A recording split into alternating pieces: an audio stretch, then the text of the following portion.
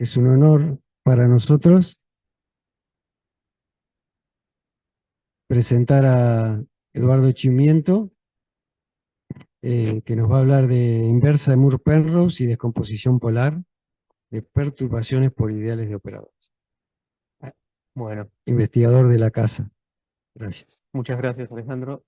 Em, bueno, como bien dice el título, trata em, sobre el estudio de la inversa de Moore-Penrose y la descomposición polar. La descomposición polar nos va a dar dos mapas, uno es el módulo de operadores y otro es la isometría parcial, que le vamos a llamar el factor polar, y vamos a estudiarlo eso dentro de un contexto que es este de ideales de operadores, eh, que es un contexto, digamos, interesante y que hay varios antecedentes para hacer cosas, cuentas de geometría. Entonces vamos a empezar repasando algo de ideales. Los ideales de operadores que vamos a estudiar, que vamos a considerar, son los ideales que se llaman simétricamente normados, en un espacio de Hilbert, que sea separable de dimensión infinita, BDH el álgebra de operadores acotados. Entonces, estos ideales simétricamente normados se definen por estas condiciones, son ideales biláteros que cumplen esta desigualdad. Con la norma del ideal uno lo puede acotar así, donde está la norma del A y del C es la norma espectral o de operadores usual, y aparece acá en el medio la norma de operadores, la norma del ideal del B. Después, la norma de el ideal y la norma de operadores coinciden cuando el operador es de rango 1, y aparte se pide de que con la norma sea completo, sea un espacio de Banach. Eh, bueno, y aparte, durante la charla vamos a asumir que los ideales que consideramos son propios, es decir, que no son ni cero ni todo BDH. Algunos ejemplos bien conocidos son K, los operadores compactos en el Hilbert. Después están los Schatten, para P mayor o igual que 1, son los compactos, tales que la traza del módulo la P es finita, y entonces con eso uno se construye una norma que cumple con todas estas propiedades. Más generalmente, uno puede construir los ideales asociados a lo que se llaman funciones gauge simétricas, que son funciones que en las sucesiones que tienen finitos términos no nulos tienen esta condición de normalización y que son invariantes por permutaciones. Entonces, si uno tiene un compacto y ese n de t es la sucesión de los valores singulares, uno puede definir el ideal S sub phi como los que la norma dada como T sub phi por el supremo de poner los primeros n valores singulares sea finito. Entonces eso es un ideal simétricamente normado. Casos particulares son los que ya dijimos, los ideales de Schatten. Por ejemplo, si la norma, la función gauge simétrica es la norma LP chiquita de sucesiones, entonces hacer este supremo queda esta serie de los valores singulares a la P, todo a la 1 sobre P, que es lo mismo que la otra definición que habíamos visto en la filmina anterior de tomar la traza del módulo de la P, todo eso a la 1 sobre P. Bueno, algunas es eh, todo ideal simétricamente normado tiene adentro a los operadores de rango finito y está contenido en compactos.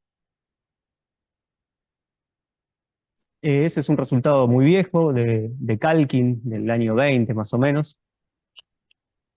Después, todo ideal simétricamente normado es alguno de estos S sub phi cuando uno lo restringe a los operadores de rango finito. Eh, Siempre pasa que la norma de operadores es más chica que la norma de un ideal, de los de este tipo, La norma del ideal es submultiplicativa, es invariante por tomar adjunto y depende solo del módulo. Esas son algunas propiedades. Y lo que nos va a interesar especialmente es que cuando uno tiene un ideal de estos, uno puede tomar un grupo, pongamos que GLDH son los inversibles del espacio de Hilbert, entonces uno puede construir un subgrupo de los inversibles, un grupo más pequeño que va a ser, lo vamos a anotar así, GL sub S para cada ideal de estos simétricamente normados, y van a ser los inversibles que cuando uno los perturba con la identidad caen en el ideal. Eso uno le puede dar esta topología, usar acá la distancia, acá me olvidé, sería la norma del ideal, no es la norma de operadores. Como la diferencia con la identidad cae en el ideal, entonces la diferencia entre dos de esos va a caer en el ideal y acá podríamos tomar la norma del ideal. Y con esa topología esto resulta un grupo de Libana, que eso significa, ¿no?, que la multiplicación, el inverso, son funciones C infinito y que tiene una estructura de variedad. Además, ese grupo tiene una función exponencial que sale, bueno, de lo que sería el álgebra de Lie del grupo, que se puede identificar con simplemente el mismo ideal. Y la exponencial es la exponencial usual de operadores. Esto lo podremos haber escrito como la serie usual de la exponencial. Y lo que se puede probar de que esa exponencial es surjectiva. O sea que uno puede llenar todo el grupo con esta exponencial. En particular, implica de que los grupos estos son conexos, porque uno puede construirse un caminito uniendo cada elemento del grupo con la identidad, poniendo e a la tx. Bueno, entonces, ¿qué es lo que vamos a estudiar nosotros concretamente? Vamos a decirlo primero más o menos por arriba y después voy a hacer un poco más específico. Vamos a estudiar las funciones que dan dadas por la inversa de Moore-Penrose y la descomposición polar. Para eso ponemos un poco de notación. CR van a ser los operadores que tengan rango cerrado. CR más van a ser los rango cerrado positivos. Y PI van a ser un subconjunto particular de los de rango cerrado, que son las isometrías parciales. Entonces, acá está la definición de la inversa de Moore-Penrose. Esto está bien definido cuando el operador es de rango cerrado. Uno tiene otro operador que es de rango cerrado, en particular acotado, que lo vamos a anotar así con B-Daga. Hay un único operador B-Daga que cumple estas cuatro condiciones, ¿no? Que B-Daga B es B, B-Daga B, B-Daga es B-Daga, y B-Daga es la proyección sobre el rango de B, y B-Daga B es la proyección sobre el núcleo de B. Como el operador es de rango cerrado, hacer esta inversa, este B-Daga, es básicamente la inversa en el rango y el resto lo completamos con 0. Entonces, la otra función que nos interesa... ¿Cómo? El ortogonal del núcleo, sí, gracias. El ortogonal del núcleo, otra más. Ya voy haciendo una por filmina que me falta. Bueno, gracias, sí, el ortogonal del núcleo. Bueno, la otra función que vamos a estudiar es la descomposición polar, que es a un B, tenemos la isometría parcial, que la vamos a anotar con B sub B, y el módulo de B. Esto es único, cumpliendo de que esta isometría tenga el mismo núcleo que el B. Y entonces vamos a estudiar estas funciones dentro del conjunto este que voy a decir ahora. Supongamos que tengamos uno de estos ideales simétricamente normados y A, vamos a fijar un operador de rango cerrado. Entonces vamos a mirar perturbaciones de A por el ideal que tengan rango cerrado. Eso vendría a ser este conjunto, los de rango cerrado que están intersecados con este espacio afín A más el ideal. o sea que son los B de rango cerrado, que B menos A caen en el ideal. De vuelta, como pasaba en la filmina anterior con el grupo, si B menos A cae en el ideal, entonces uno puede poner una métrica usando la norma del ideal, haciendo la diferencia de dos que están acá en este conjunto, B1, B2, la diferencia de esos dos lo puedo medir con la norma del ideal. Y lo que vamos a hacer es estudiar estas tres funciones. La primera va a ser mu, que va a ser la inversa de Moore-Penrose. A un B en este conjunto le va a dar otro operador de rango cerrado. Alfa va a ser el módulo de operadores, que en este conjunto también le va a dar un operador de rango cerrado y positivo. Si un operador es de rango cerrado, el módulo siempre resulta ser también de rango cerrado. Y B chiquita va a ser la función dada por el factor polar, que bueno, es esa isometría parcial dada por el factor polar. Entonces, las vamos a estudiar en estos conjuntos. La forma, la topología que le vamos a poner al conjunto de salida es la dada por la norma del ideal, como dije en la filmina anterior. En particular vamos a estudiar cuándo estas funciones son continuas con esa norma, cómo es la estructura de los conjuntos donde es continua, y yendo un poco más lejos vamos a estudiar si son funciones analíticas en algún conjunto en particular. Bueno, algunas ideas que aparecen van a estar relacionadas con cosas que suelen aparecer en los seminarios de acá. Una es la idea del índice de un par de proyecciones, que ha aparecido en varias charlas. Más adelante lo voy a definir, recordar qué es. Otra es hacer cosas de un poco de geometría, que es estudiar espacios homogéneos de estos grupos asociados a los ideales. Y otra es que va a aparecer son las funciones monótonas de operadores, es decir, las funciones que preservan el orden usual en los operadores positivos. Entonces vamos a empezar con la inversa de Moore-Penrose. Vamos a empezar diciendo algunas cosas que son bien conocidas en matrices. Esto, en matrices, allá por el año 73, Wedin probó esta fórmula que es muy útil cuando uno trabaja con la diferencia de dos Moore-Penrose. A daga menos B daga, fíjense que se puede escribir en términos de A, B y los adjuntos y A y B daga, donde acá aparece A menos B, acá aparece la diferencia entre las estrellas y acá también la diferencia entre las estrellas. Bueno, y después aparecen otras, pero en particular es interesante estas diferencias porque más adelante cuando trabajemos con ideales, esta fórmula también vale para operadores de rango cerrado, entonces esto va a hacer que si uno tiene dos operadores que la diferencia cae en el ideal, las inversas de Moore-Penrose también sigan teniendo esa propiedad, que la diferencia cae en el ideal. Bueno, pero en matrices, ¿qué es para qué se usa esta fórmula si uno quiere estudiar la continuidad?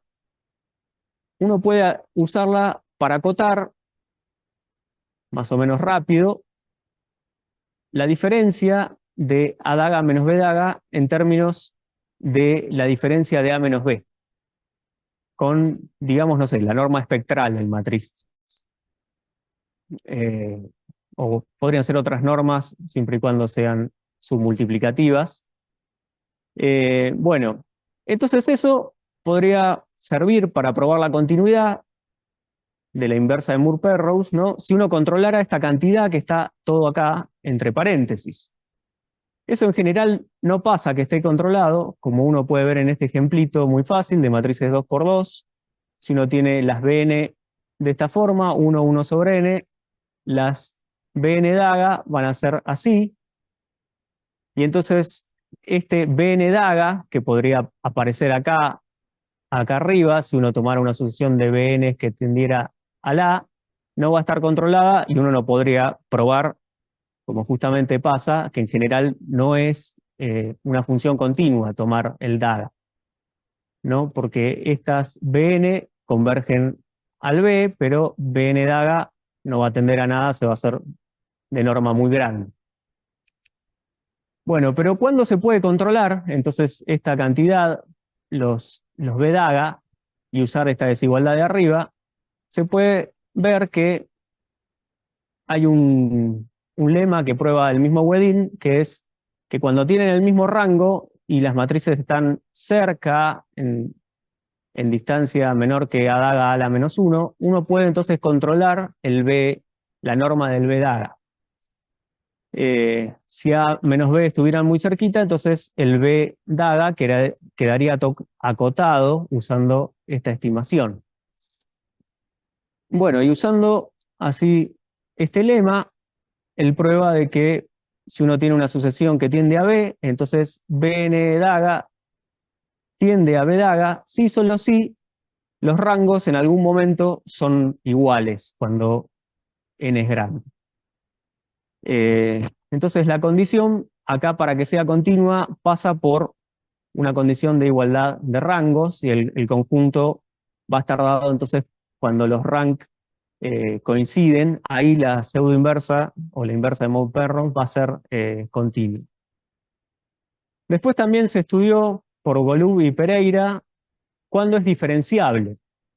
Si uno tiene B sub alfa, B alfa, una función que sea diferenciable y que tome valores a matrices, supongamos que la variable está en un cierto RK, y que el rank es localmente constante, entonces eso me permitiría que la función al menos sea continua. Ellos pueden probar un poco más y ver de que esta función, B de alfa daga, resulta diferenciable. Esto resulta ser bastante útil para problemas más aplicados, entender de que cuando es diferenciable la pseudoinversa de Moore-Penrose, por ejemplo, no sé, en un método de Newton generalizado en R a la K, uno tiene que la sucesión de iterados se pueden escribir en términos de una cierta inversa de Moore-Penrose, entonces tener cuándo es diferenciable y poder hacer estimaciones con eso es bastante útil. Ahora paso de matrices a otro contexto, que serían operadores BDH, ya en contexto de dimensión infinita. Entonces, acá observamos primero de que la fórmula de Wedin para los operadores de rango cerrado sigue valiendo. Bien, su consecuencia, con eso me refiero a la cota que acotaba A daga menos B daga en términos de A menos B.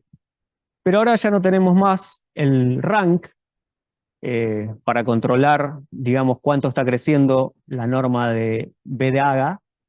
Lo que se usa ahora es lo que pudieron probar Isumino en el 83, es una estimación similar a la que había hecho Wedin, pero en vez de usar el rank, usa de que las proyecciones al núcleo tengan norma menor que 1.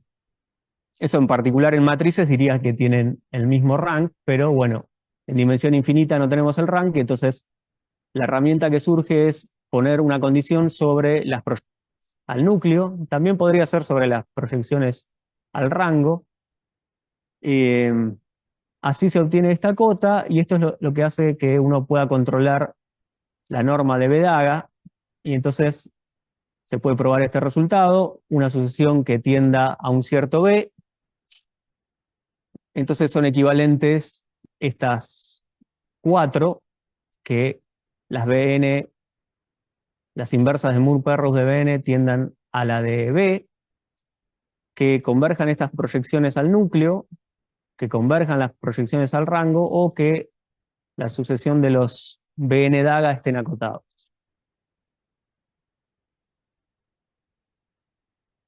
Hay un trabajo también un poco más reciente, del año 2009, de Gustavo, Alejandra y Mostafa, que, bueno, motivados por el resultado anterior, ellos trabajan en BDH estudiando la estructura métrica de los operadores de rango cerrado, motivados por el resultado anterior, donde uno vio esta condición sobre las proyecciones para controlar la inversa de Moore-Penrose. Ellos definen nuevas distancias entre operadores de rango cerrado que consideren no solo la norma, la diferencia entre A y B, sino que también le agregue la diferencia entre las proyecciones al rango o los proyectores al núcleo. Estas las vamos a anotar con D sub X para decir que es cualquiera de estas dos, dr o dn. Y bueno, por el resultado anterior se puede observar, por el resultado de Isumino, de que si uno le agrega al demás esta nueva métrica a los operadores de rango cerrado, donde ya está las proyecciones, la diferencia de las proyecciones, entonces ahí la daga resulta ser continua. Y después ellos estudian un poco más de geometría, que va a ser un precedente para lo que hagamos nosotros con ideales, que es, fijado un operador de rango cerrado, considerar esta órbita G a K a la menos 1, donde G y K son operadores inversibles. Eso entonces hace que se muevan tanto los espacios iniciales como los finales. Esta órbita cumple que es lo que se llama un espacio homogéneo analítico del producto. Uno tiene el grupo de este producto que actúa sobre la órbita, y que sea un espacio homogéneo analítico significa que cuando uno divide por el grupo de isotropía de la acción, eso resulta tener una estructura de variedad analítica. Y después lo que prueban es que el mapa dado por la acción, que sería fijo el A, entonces muevo el A con G y K inversibles, como decía la acción. Ese mapa tiene lo que se llaman secciones locales continuas, que es una función, lo que dice acá abajo, que se puede definir localmente. En cada punto hay un B abierto en la órbita, que lo contiene ese punto y que va a parar a este grupo producto, y que el mapa de la acción compuesto con S da la identidad. Y lo importante de esto es de que tiene secciones locales continuas cuando uno a la órbita la mira con esta topología D sub X. Es la topología, ya sea esta dr o dn, donde uno agregaba las proyecciones. Pero si uno lo quisiera mirar con la topología usual, no se pueden construir esas secciones locales continuas, porque la fórmula que uno puede dar para construir esas secciones, se usa la inversa de Moore-Penrose. Entonces, si uno no controla de alguna forma la distancia entre las proyecciones, y acá pone, por ejemplo, la topología usual con la norma de operadores, no puede probar de que sea continua la sección. Eso es algo en especial que pasa en este contexto de dimensión infinita, que después vamos a ver cómo se modifica en el contexto de ideales. Bueno, después un par más de precedentes que tienen que ver. Hay un trabajo de Andruchov, Korach y Mbekta del 2005, que ahí estudia la geometría de algo más general que la inversa de Moore-Penrose, lo que se llaman inversas generalizadas. Esa es un tipo particular de inversa generalizada, la de Moore-Penrose. Bueno, y ellos estudian cómo es la estructura geométrica de pares de operadores que resultan inversas generalizadas. Son las primeras dos ecuaciones, estas que dije de la inversa de Moore-Penrose. Y después hay un trabajo de Beltita, Golinsky, Jakimowicz y Pelletier del 2019, donde algo que están estudiando, y hay bastante actividad, digamos, reciente, es lo que se llaman los grupoides de Lie-Banach. Esto tiene que ver con variedades de Poisson en dimensión infinita. Y bueno, a ellos les interesaba, en el contexto de ideales, tratar de entender si la inversa de Moon-Penrose, o más en general, las inversas generalizadas, tenían alguna propiedad de suavidad, analiticidad.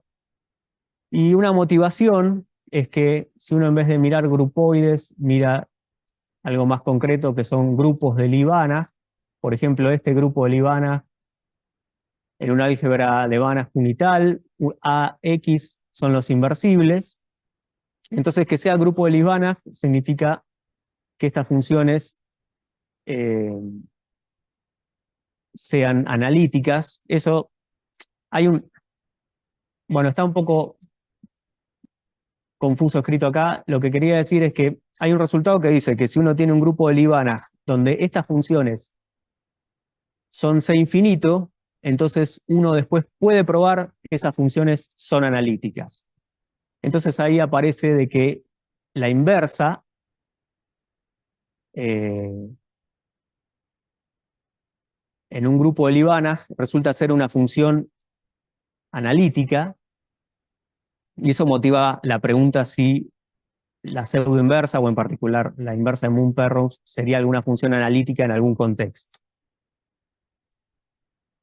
Bueno, lo que nosotros vamos a utilizar bastante es esto que se llama el índice de un par de proyecciones, que se define así: dado dos proyecciones ortogonales, uno mira este operador UP, que sale del rango de P, y lo mira restringido al rango de Q.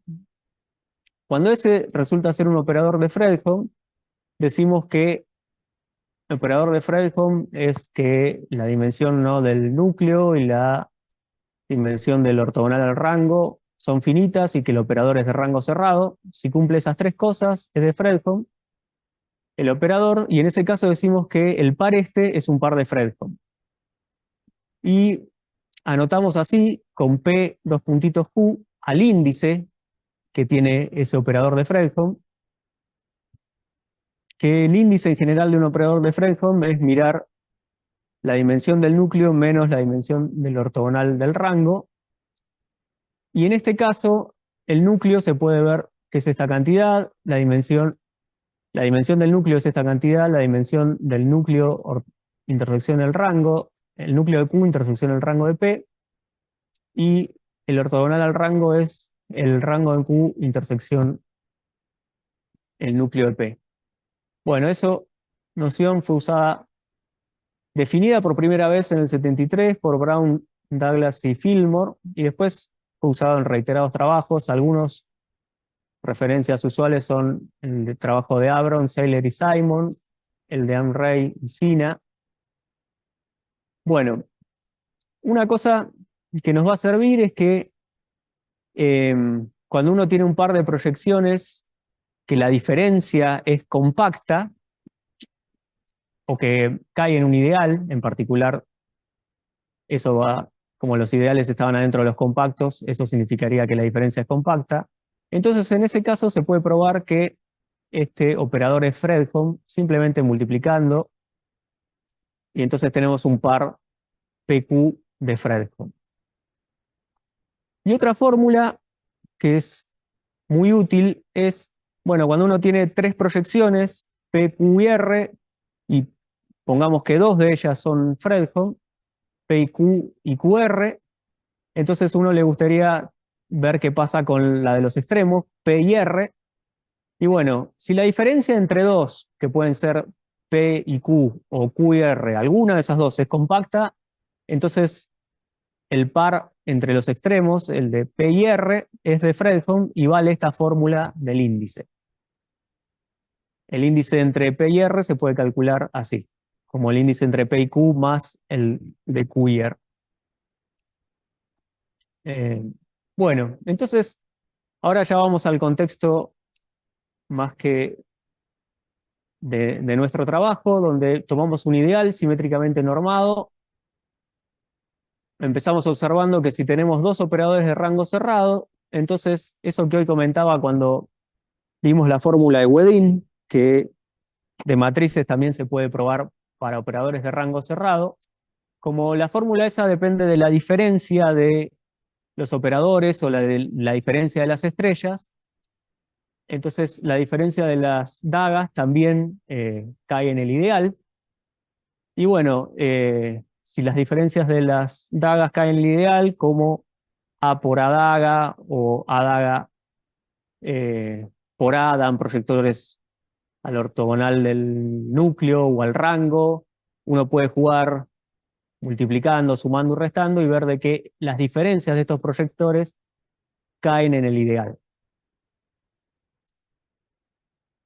Bueno, y en este contexto, el lema este que había probado Wedin, Weizuminu, en dimensión infinita, que servía para controlar cómo crecía la inversa de Moore-Penrose, ese lema tiene una versión en este contexto de ideales que uno lo que tiene es dos operadores que están con la misma cota cerca, pero ahora lo que se pide es que sean compactos y que el índice de estas proyecciones, fíjense que por lo que dijimos acá arriba, si la diferencia caía en el ideal, entonces el par en particular era de Fredholm y tiene un índice. Bueno, si uno pide además que el índice sea 0, uno puede usar el resultado de matrices y hacer un argumento de aproximación con operadores compactos y obtener esta misma cota que tenía Wedin. Y entonces hay un resultado de continuidad en este contexto. Supongamos que tenemos una sucesión de operadores de rango cerrado que convergen a un B de rango cerrado, ahora en la norma del ideal. Entonces son equivalentes, bueno, que la inversa de Moore-Penrose converja, de los Bn converja a la de B en la norma del ideal, que las normas de las proyecciones en la norma de operadores tiende a 0, que este esté controlado. Bueno, acá hay eso que había mencionado cuando hablamos de ideales. La norma de operadores siempre está eh, acotada por la norma del ideal, ¿no? Entonces alcanza con acotar solo con la norma de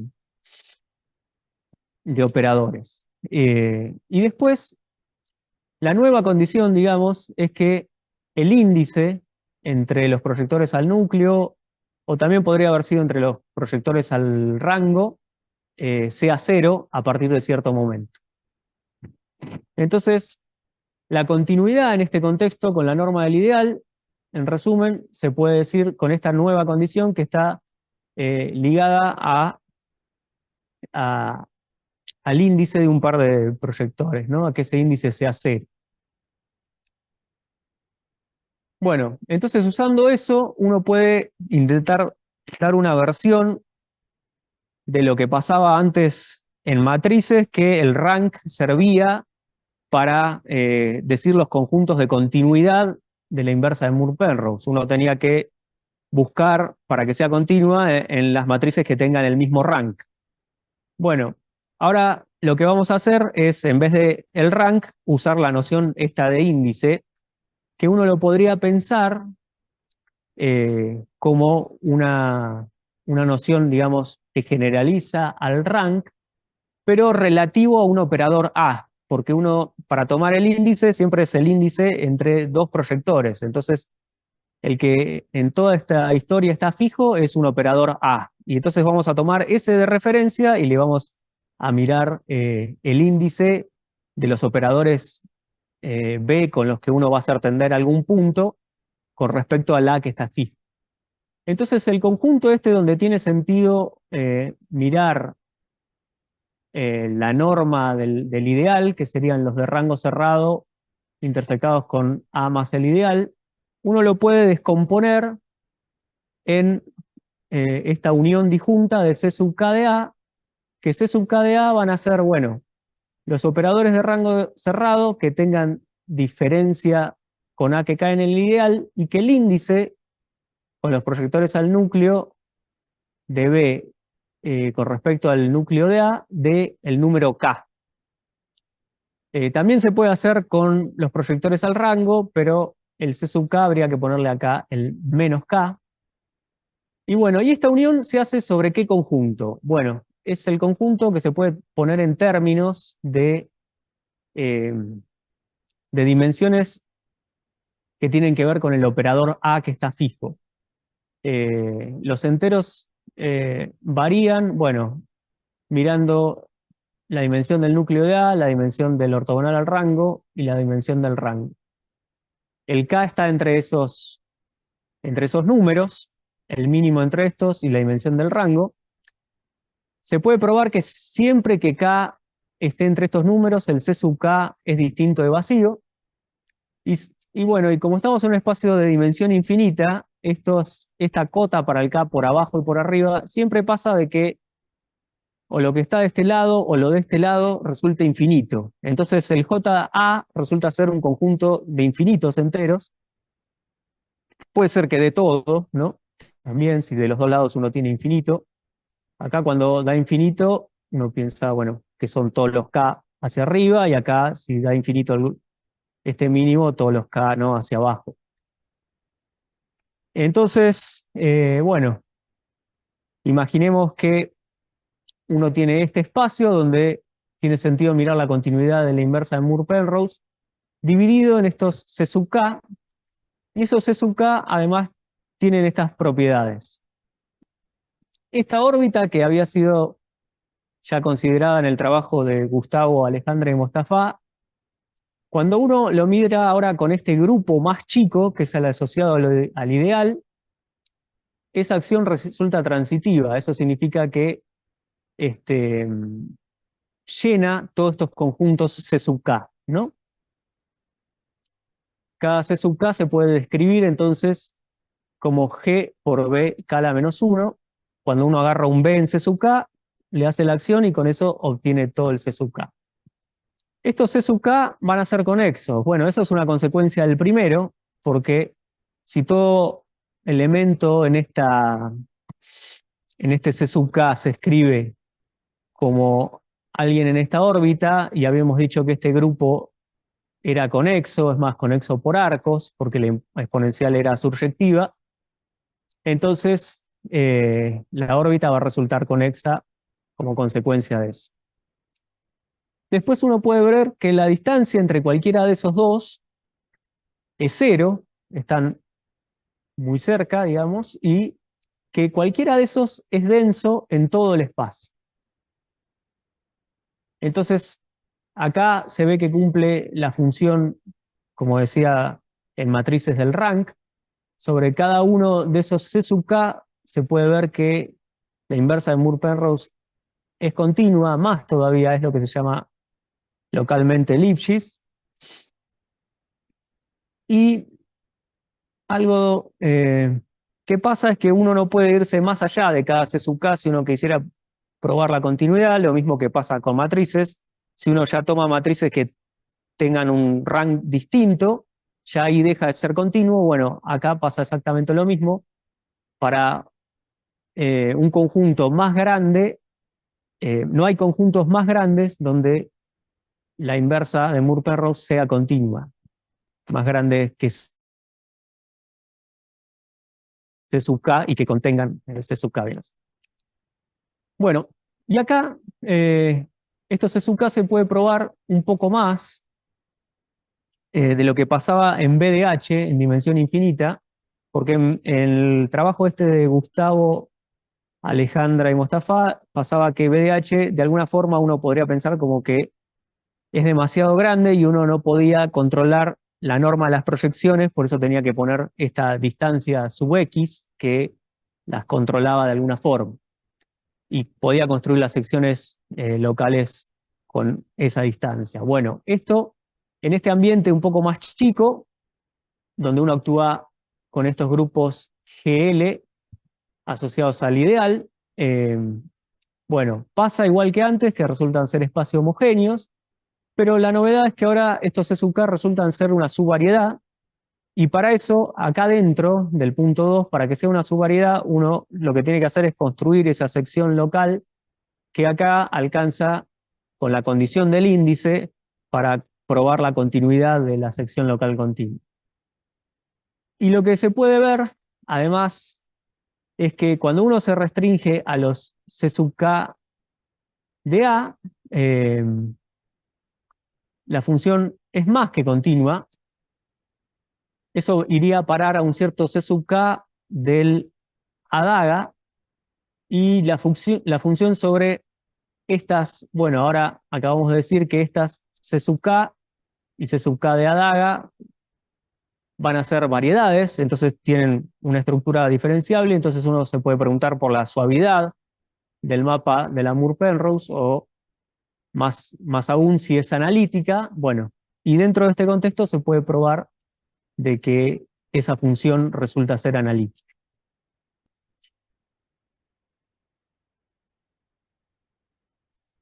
Bueno, ahora voy a decir brevemente algunos resultados que tenemos para el módulo y para el factor polar.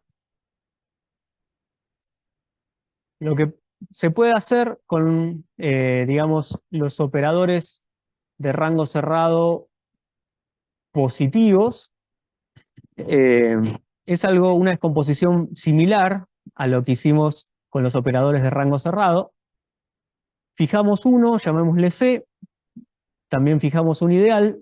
Entonces, si consideramos este espacio, los rangos positivos intersecados con este espacio afín, C más el ideal, se puede descomponer en unión disjunta de los P sub k de C, donde estos P sub k de C son de vuelta conjuntos dados por una condición del índice sobre las proyecciones al núcleo, con respecto al que está fijo, que es C. Acá estos conjuntos también se pueden ver que son la órbita de una acción, pero es otra acción, es la acción de congruencia, que consiste en hacer GA estrella,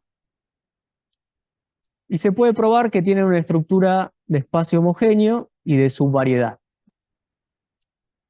Es más, uno puede comparar los P sub k de C con los C sub k, y se puede ver que esta es subvariedad de los C sub k.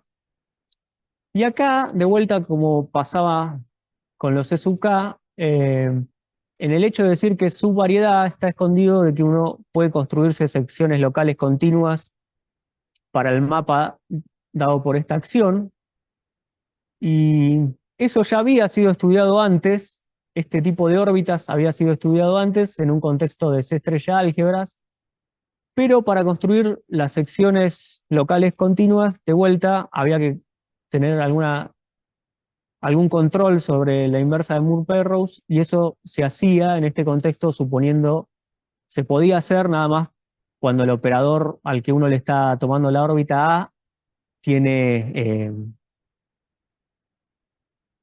como es, núcleo de dimensión finita o ortogonal del rango de dimensión finita.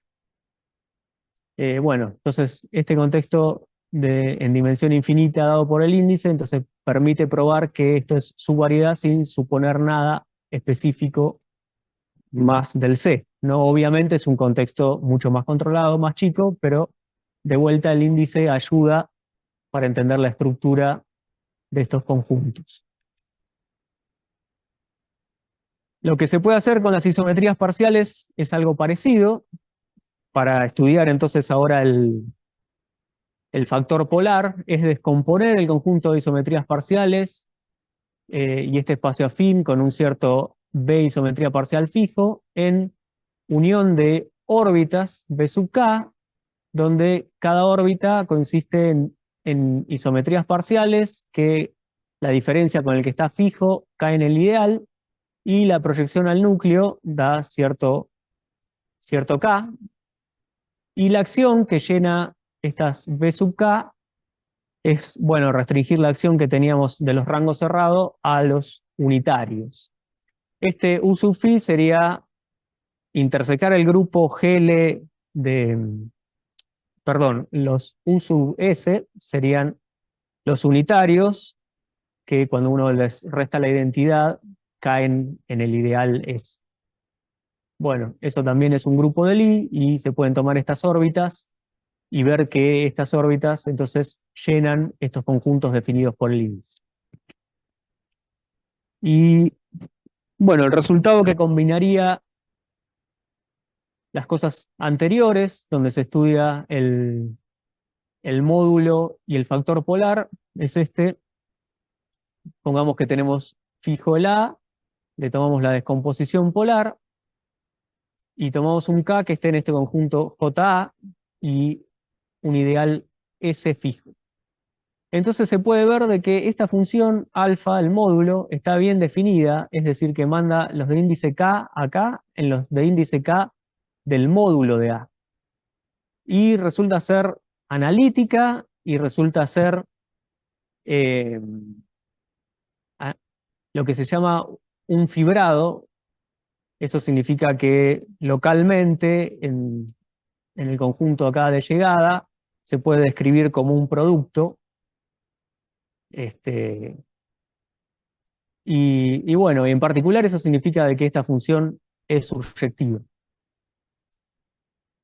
Bueno, algo parecido pasa con el factor polar. Los de índice K exactamente van a parar a las isometrías parciales que tienen índice K con respecto al factor polar de la A que está fija y resulta ser un fibrado analítico real. En el medio, para probar esto, se usa, para probar la analiticidad, se usa que la raíz cuadrada, en este contexto de ideales de operadores, resulta ser una función analítica real. Y para probar eso, bueno, lo que vimos es algo todavía un poco más general, que está basado en un resultado interesante de Ando. La raíz cuadrada es una función de estas que se llaman monótonas de operadores. Y entonces, las monótonas de operadores son en general funciones que cumplen definidas de cero a infinito a valores reales que preservan el orden usual de los operadores. Cuando uno tiene operadores positivos me refiero mayor o igual que cero, eh, C menor o igual que D, entonces implica que f de C es menor o igual que f de D. Bueno, está bien estudiado este tipo de funciones y se conoce que se pueden representar con esta fórmula integral, eh, donde acá aparece una medida que cumple esta condición, una medida de Borel positiva que cumple esta condición, que esta integral es finita. Y entonces hay un resultado interesante de Ando y Van Hemen del año 80. Sí. No sé. Sí, buenísimo, gracias. Ponete el celular en el bolsillo. No, no, nos ven, nos ven. No, estoy apagado. Creo que está apagado. Debería, me resulta conmigo. No, está en el video. Está en el video. Hola Esteban, estamos escuchando tu micrófono.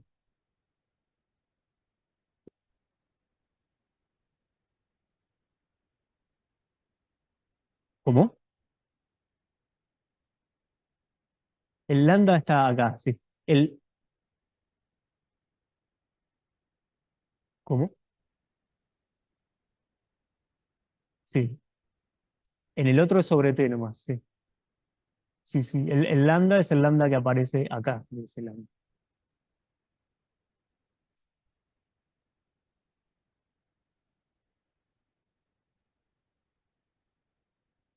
Es una fórmula de Leibniz. Conocí.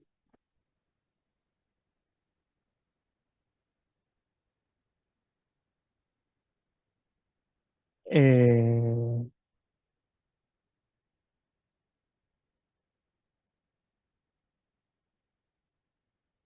tenés razón, sí, me faltaría entonces un lambda en algún lado. Sí.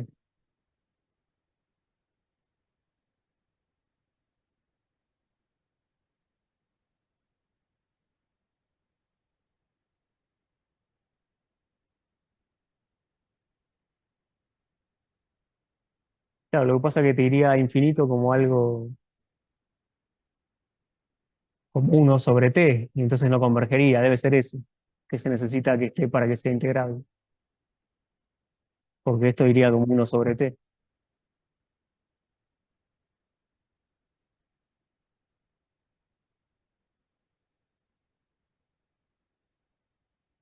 Bueno, después la buscamos, si no bien. Utilizando esta fórmula, lo que se puede probar es que lo que probaron ellos es que dados operadores positivos que cumplan esta condición, que la raíz de C más la de D es mayor o igual que cierta constante positiva, para toda función monótona de operadores y para toda phi gauge simétrica, se puede acotar f de D menos f de C en la norma sub phi. Esta es la norma de los ideales asociados a las gauge simétricas que habíamos visto al principio. Se puede acotar por una constante que dependa de la f y de mu, y la diferencia entre D y C. En particular, esto dice que si D y C están en el ideal asociado a la función sub phi, entonces f de D menos f de C también. Bueno, entonces utilizando esta fórmula, lo que pudimos ver es que dada una función monótona de operadores, fijado un C, y S un ideal simétricamente normado, lo que se tiene es que cuando uno mira desde el conjunto P sub K, esa órbita asociada a los de índice K, eso iría a parar a este espacio afín. Esa se puede ver de que es una función analítica real. Acá en la fórmula aparece un T más lambda. Si esto uno lo evalúa en un operador, aparece una inversa, y entonces eso es lo que uno puede usar. La inversa esa uno la puede desarrollar en una serie, y es lo que uno puede usar para ver que es una función analítica real. Bueno, eso sería todo.